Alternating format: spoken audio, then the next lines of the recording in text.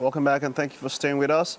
It's time to take a look at the beautiful game. Of course, weekend or international football is done and back to league. The league is resuming today in some of the leagues and then, of course, tomorrow and next. But let's kick off with the local league here as the NPFL enters March Day 2 this weekend. Assistant coaches of the Super Eagles, Fidelis Ilechukwu and Daniel Ogumodede, return to take charge of their team's league games after being part of the national team's international engagement. Solomon Ajizogu is on this particular report. Match day 1 of the Nigeria Premier Football League NPFL saw 3 away wins, 3 home victories and 4 draws. Defending champions Enugu Rangers played a surprise goalless home draw against NPFL returnees El Kanemi Warriors of Maiduguri.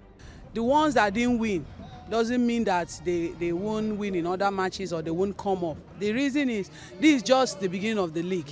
Despite the presence of Emmanuel Amuneke on the bench, Heartland Owerri lost at home to Enyimba Aba. It's unfortunate the incident happened in Heartland home, but I know in time to come, as time progresses, those boys will do wonders. Let's just see as if it's just the tips of the iceberg. Losing or winning the first game doesn't mean that you are going to be in the bottom or to carry the league. That team is just coming up after they got, they had an accident, and the team is just coming up. I believe they will do best.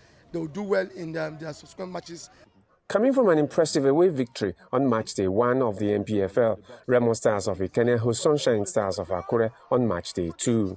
Head coach Daniel Ogumodede returns from assisting Austin Eguavoin on national team duties to take charge of Remo against Sunshine Stars in Ikene on Saturday. But Rangers will wait till the 25th of September to show they have recovered from the surprise goalless draw at home to El Kanemi on the opening day of the league.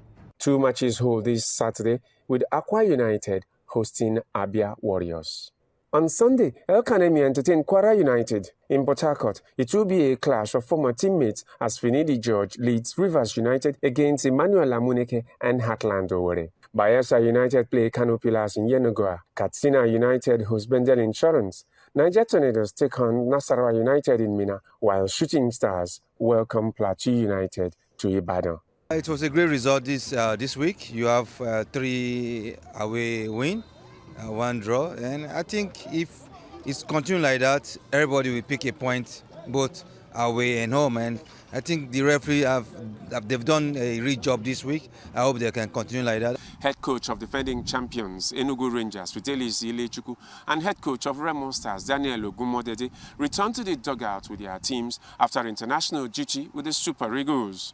Teams in the NPFL will look to do better than the 3 away wins and 3 home victories of match day 1. Solomon Ajiziogu, TVC News. And of course, March Day 2 of the Nigerian Premier Football League. You're seeing the fixtures there that will happen. Ogumodede, of course, and coming back from national team assignment and, of course, getting there to host their team. Now, let's move over to England, where interim manager Lee Casley says he is up for the England manager's position and adds that as far as he is concerned, the role is no longer the impossible job. In the wake of Gareth Southgate's resignation, Casley has been put in interim charge for the 3 rounds of autumn international matches, but he has never admitted publicly that he wants the role long term. He insists he can build a reliable and successful England team. Irish, by the way, of course, recall that he coached them against his home country, where he played 41 matches for them on the international stage. But incidentally, this is the thing quite interesting about that England and Ireland match. 2 former players who had already played international matches for Ireland in the presence of Jack Grealish and Declan Rice were the 2 who scored the goals.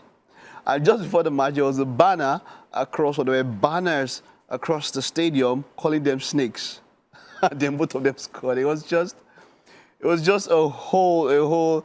You couldn't have made a better script, right? If you were going to put a drama or a stage play or a movie together about what happened on that particular day as England defeated Ireland 2-0. So yeah. All right, moving on from that now. Arsenal fans were probably crack a smile as Mikel Arteta has agreed a new 3-year contract at the club after speculation over a potential move out of North London. The 42-year-old has been in charge of Gunners since 2019 and has led them to successive second-place finishes, but had entered the final 12 months of his deal.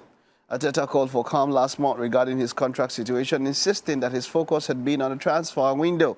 His new deal comes on the eve of Arsenal's Premier League clash against London rivals Tottenham Hotspurs on Sunday. Okay, that's Mikel Arteta on his new contract, a new 3-year deal, which will take him up until 2028. Yeah, 2028.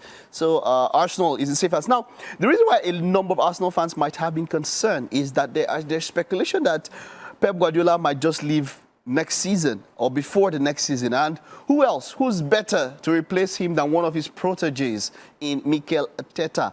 If you're looking at proteges, of course, Pep Guardiola is said to have, impacted football so much that majority of the top coaches now are coaches who train under him. People like Mikel Arteta, Enzo Maresca. Okay, I wouldn't say top coaches or majority of the coaches around, because if I call Vincent Vincent company, we're not talking about the top coach yet, okay? And then, so yeah, he has been there, done that. He's been, people, even Eric Ten Hag once walked under Pep Guardiola. That is, of course, during his stint at Bayern Munich. So, yeah, Pep Guardiola had done quite a lot. And so when he gets into the conversation, that conversation of Pep Guardiola versus Jose Mourinho that continues going on and on and on, who's the greater manager, who's the best manager. The point is, look, Pep has not... Mourinho looks like his legacy Mourinho looks more like his legacy is more his best years are behind him. It's just the truth. It's just a fact as it is. Pep Guardiola still is looking at creating much more bigger memories or much more bigger years in front of him. And then someone once said that a success without a successor is basically a failure. So how much of yourself have you passed on to the next generation? Right? I think when all is said and done, that's all we're going to be looking at. Maybe even you as a person, when you're getting close to the end of your life. So how much more have you impacted the next generation? And that is where Pep Guardiola also comes up trumps. I mean, because you have a number of coaches who have worked with him, a number of players. I mean, look at Xavi also, former coach of Barcelona, former coach of Al Saad. When it comes to the case of Xabi Alonso has worked with Jose Mourinho, has worked with Pep Guardiola, has also worked with Carlo Ancelotti. So you can see. And then look at Carlo Ancelotti also. Of course, Zidane is basically a Carlo Ancelotti protege. He was his assistant manager for about 2-3 years before he took over, of course, and made his own mark. But Jose Mourinho, how many can we say? Right? I'm not trying to smear Jose Mourinho here. I'm just saying what it is. Pep Guardiola, you would say, has bequeathed more to the oncoming generation than he has at the moment. Okay, now let's head over to matches. Let's look at the matches that will be happening. Like you just know, Arsenal will be up against Tottenham without their captain, Martin Odegaard, who was injured at international duty. So now, squad depth, that's what we're going to be talking about now. How much can Arsenal stay, or how much can Arsenal perform without their talisman and captain, Martin Odegaard? That midfield first choice would be Martin Odegaard, Thomas Partey, and Declan Rice. But then there are other contenders there. Someone mentioned Juan Enrique. Juan Enrique go make under 23 for Nigeria. But there's Jorginho. Vieira has been sold, right? Emil Smith-Rowe has been sold. I don't know why. I mean, why would, if Emil Smith-Rowe was not sold? I mean, he's a replacement. My producer is saying you're a Timber. No, Timber not defender now. Killer day. You see now, other than they carry defenders now when they play midfield. But Jorginho is there. Maybe Kai Havertz will fall back. But if they had bought a striker, I don't know, but maybe Raheem Sterling might make his debut against Tottenham Hotspur. So, well, they may be covered. For me, I would have wanted Arsenal to also be one of the clubs pushing for Victor Osimhen. Even though we heard the late news of Liverpool Arsenal, but think about it.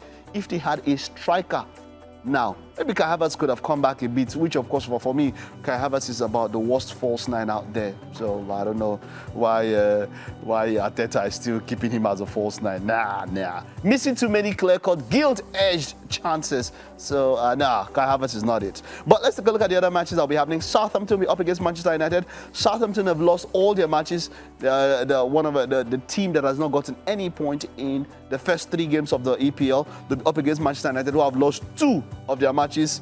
That's talking about Tegwolo. Yep. And Liverpool, the only team that has not conceded a 100% record in the first 3 matches.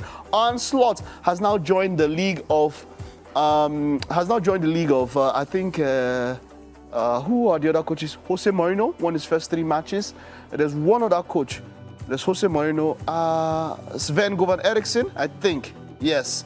Sven-Goran Eriksson and Jose Mourinho are the 2 other coaches who have won the first 3 matches. If Onslaught should win today, then he will be the first coach who has gone the farthest 4 matches. And I'm sorry, pardon me, not today. I'm talking about Saturday. They'll be up against Nottingham Forest for Anfield. Liverpool will beat them like thief. They're not going to score that today. Nobody this one will go tell Liverpool. Liverpool go beat them. You go beat her like thief. Where? All right, there's going to be Man City against Brentford. There's going to be Fulham against West Ham. Crystal Palace against Leicester. Brighton against Ipswich. Aston Villa against Everton. Tottenham against Arsenal. Wolves against Newcastle. And Chelsea. Bournemouth will catch you now. You don't say Bournemouth have been beaten now. Well, we'll talk about all of that tomorrow, Saturday, 11 a.m. on The Beautiful Game. Tune in, and we'll be having much more time to talk about the fixtures this weekend. That's it on the first lap of the show. The second lap coming right up after this recess.